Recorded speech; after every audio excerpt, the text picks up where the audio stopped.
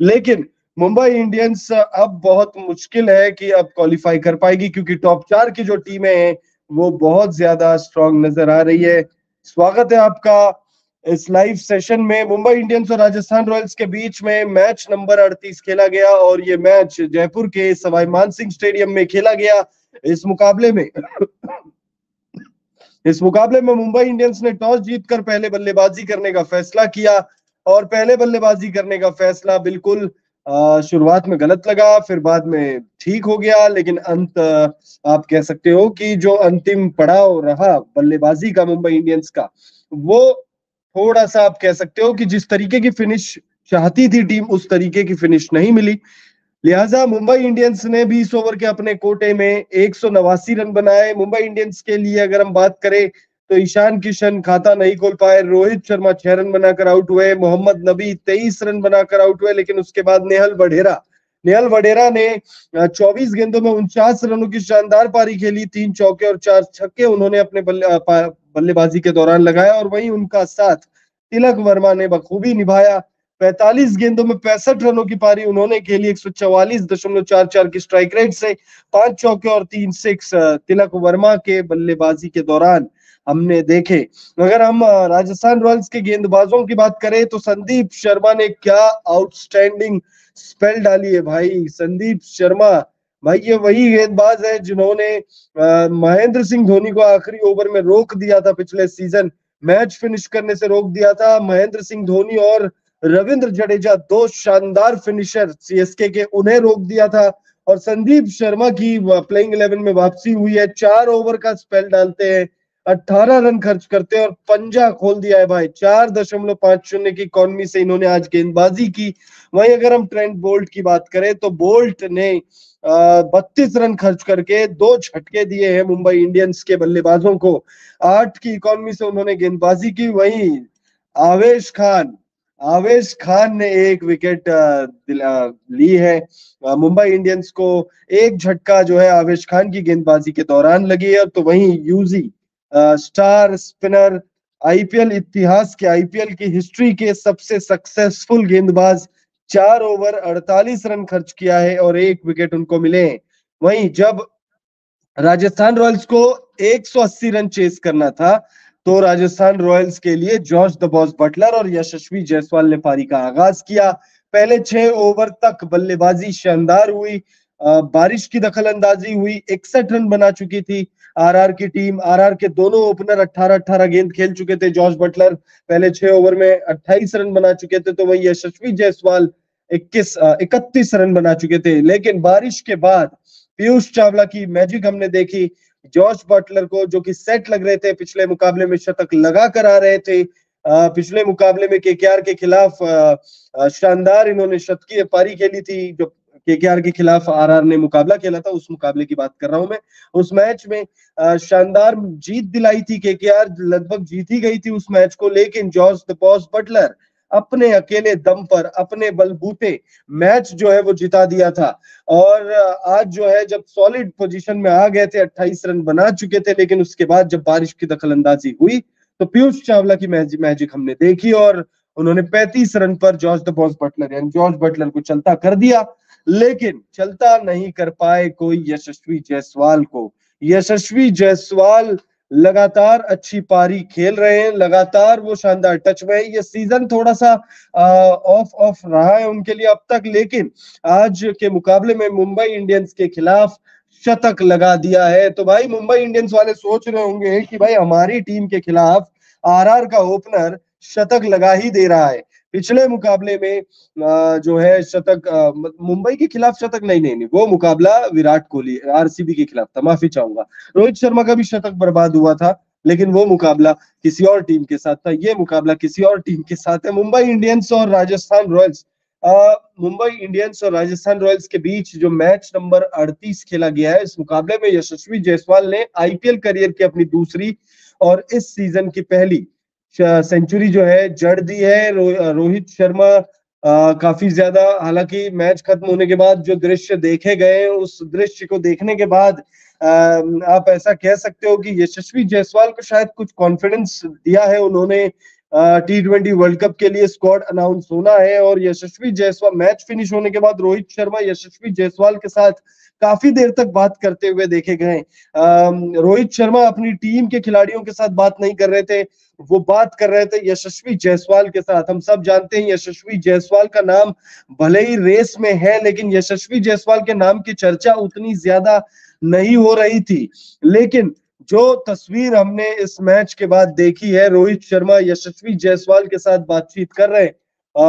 आप कह सकते हो कि T20 वर्ल्ड कप 2024 जो वेस्ट इंडीज और अमेरिका की संयुक्त मेजबानी में खेली जानी है, उस T20 वर्ल्ड कप के लिए जायसवाल के नाम की अब चर्चा होने लगेगी। और शायद हो सकता है कि, क्योंकि देखिए हम सब जानते हैं कि भाई शुभमन गिल उतनी शानदार फॉर्म में नहीं है, उतने शानदार लय में नजर नहीं आ रहे। हालांकि कुछ कुछ अच्छी पारियां उन्होंने, बड़ी तो नहीं कहूंगा, कुछ अच्छी पारियां उन्होंने जरूर खेली है। कुछ यशस्वी जायसवाल ने भी कुछ अच्छी पारियां ही खेली हुई है।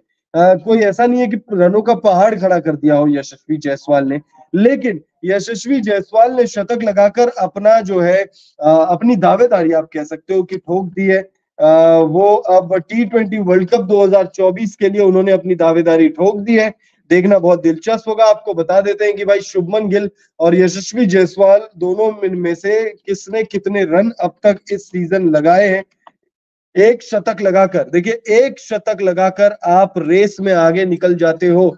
आपको अगर हम बताएं यशस्वी जायसवाल की अगर हम बात करें, तो यशस्वी जायसवाल जो है इस सीजन उन्होंने एक शतक लगा दिया है। और इस एक शतक के बाद आप कह सकते हो कि वो रेस में थोड़ा सा आगे हो गए।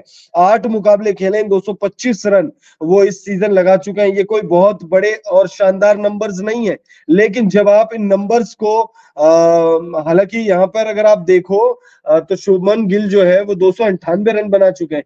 शुभमन गिल और यशस्वी जायसवाल में बस एक चीज का अंतर है, और अंतर ये है कि शुभमन गिल जो है कंसिस्टेंटली हर मैच में रन्स बना रहे हैं। बड़ी पारियां कुछ आई है, जैसे एक 89 रनों की पारी आई थी और एक 50 इन्होंने और जड़ा है। उसके अलावा 30-40 30-40 30-40 वाली पारियां आ रही है, जिस वजह से ये 300 रन बना चुके हैं। ऑन दी अदर हैंड अगर आप देखो तो यशस्वी जायसवाल ने जो ये 225 रन बनाए हैं, उसमें सिर्फ एक शतक है, एक भी 50 नहीं है। अब आप कमेंट करके हमें बता सकते हैं कि आपको क्या लगता है इस T20 वर्ल्ड कप में किस बल्लेबाज को, यशस्वी जायसवाल और शुभमन गिल में से किसे रोहित शर्मा को ओपनर होना चाहिए, या फिर आप आउट ऑफ द सिलेबस जाके ईशान किशन का नाम ले रहे हो। कमेंट करके हमें ये भी आप बता सकते हो। बहरहाल मैच की बात कर लेते हैं। ये मैच बड़ा इंटरेस्टिंग हम कह सकते थे, लेकिन कहेंगे नहीं, क्योंकि ये मुकाबला वन साइडेड रहा है। ये मुकाबला वन साइडेड इसलिए रहा है क्योंकि स्क्रीन पर जो आप दृश्य देख रहे हैं उसका बल्ला नहीं चला। ये वन साइडेड इसलिए रहा है क्योंकि स्क्रीन पर अभी आप जिसका चेहरा देख रहे हैं रोहित शर्मा, उनका बल्ला नहीं चला। ये मैच वन साइडेड इसलिए रहा क्योंकि अभी स्क्रीन पर आप मोहम्मद नबी जिनका चेहरा देख रहे हैं, उनका बल्ला भी नहीं चला। गेंदबाजी में भी कुछ कमाल नहीं कर पाए, कुछ मिसफील्ड भी हमने देखे, एक चौका छूट गया। हालांकि जो जो गेंद पर इन्होंने मिसफील्ड किया, वो गेंद पर अगर ये शानदार फील्ड भी कर लेते तो भी मुकाबला राजस्थान जीत ही गई थी। और मुंबई इंडियंस इसलिए भी ये मुकाबला हारी क्योंकि जो स्क्रीन पर अब आप चेहरा देख रहे हैं नेहल वडेरा, इनका साथ टॉप ऑर्डर के बल्लेबाजों को नहीं मिला। यानी अगर टॉप ऑर्डर के बल्लेबाजों ने अच्छी बल्लेबाजी की होती तो निश्चित तौर पर ये फिनिश करते। स्कोर अगर 200 के पार होता तो भी शायद राजस्थान जीत सकती थी, लेकिन 200 का स्कोर बनाने के बाद अगर आप टीम हारते हो तो उसमें दर्द थोड़ा कम है। और सवाई मानसिंह स्टेडियम में भाई अगर स्कोर 170 है चेजिंग के टाइम पे, मैदान जो है वो मदद तो करती है, ऐसी कोई बात नहीं। हालांकि पिच रिपोर्ट चाहे कुछ भी कह ले, आप यहाँ पर आईपीएल 2024 में तो हम देख रहे हैं कि भाई पिच रिपोर्ट भले ही कह दे करके कि बल्लेबाजों को मदद कम है, गेंदबाजों को मदद ज्यादा है, फिर भी 200 रन बन जाते हैं। तो ऐसा नहीं है कि भाई पिच रिपोर्ट अब तो सिर्फ अब यह है कि भाई आप अपने नॉलेज के लिए, और आप लोग को और हम लोगों को ये जाननी चाहिए, ये पता रहना चाहिए कि भाई मैच कहाँ पर हो रहा है और इस पिच पर क्या कुछ हो सकता है और क्या कुछ घट सकता है। इसलिए पिच रिपोर्ट जो है बहुत ज्यादा इंपॉर्टेंट है।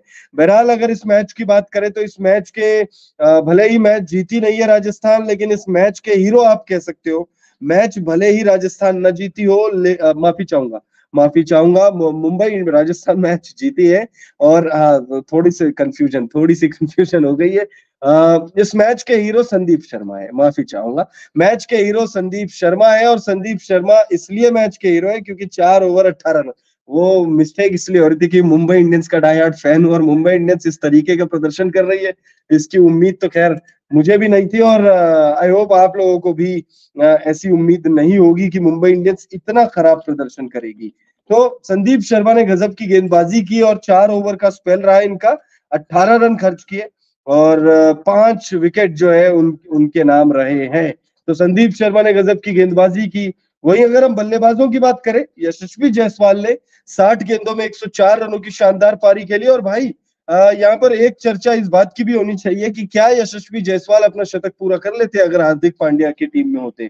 क्योंकि हमने देखा भाई क्यों संजू सैमसन को बड़े दिल वाला कहा जाता है, क्यों संजू सैमसन को लेकर संजू सैमसन ट्रोल क्यों नहीं होते, क्यों नहीं होते संजू सैमसन ट्रोल। भाई संजू सैमसन जो है लगातार इनकंसिस्टेंट रहे, वो जब इंटरनेशनल क्रिकेट में आते हैं तो वो इनकंसिस्टेंट हो जाते हैं। ठीक है, उसके पीछे चाहे जो रीजन हो संजू सैमसन के इनकंसिस्टेंसी के पीछे जो रीजन हो, परफॉर्मेंस प्रेशर हो, चाहे लगातार मौका ना मिलना हो, चाहे जो भी हो, लेकिन संजू सैमसन ट्रोल क्यों नहीं होते? क्योंकि लगातार संजू सैमसन जेस्चर्स ऐसे दिखा देते हैं, हम कहने पर मजबूर हो जाते हैं, बड़े दिल वाला संजू सैमसन थे। इस वजह से यशस्वी जायसवाल ने अपना शतक पूरा किया। आप सोच के देखिए, आपको वो मैच याद होगा, ज्यादा दिन पुरानी बात नहीं है। तिलक वर्मा 49 रनों पर खेल रहे थे और हार्दिक पांड्या ने चौका लगाकर मैच फिनिश कर दिया। और जब ट्रोल भी हुए थे, बहुत ज्यादा ट्रोल हुए थे और इतना ज्यादा ट्रोल हुए थे कि उसकी उसकी कोई समय मतलब कोई सीमा नहीं है कि बहुत ज्यादा ट्रोल हो गए थे कि भाई युवा खिलाड़ी है, इंटरनेशनल T20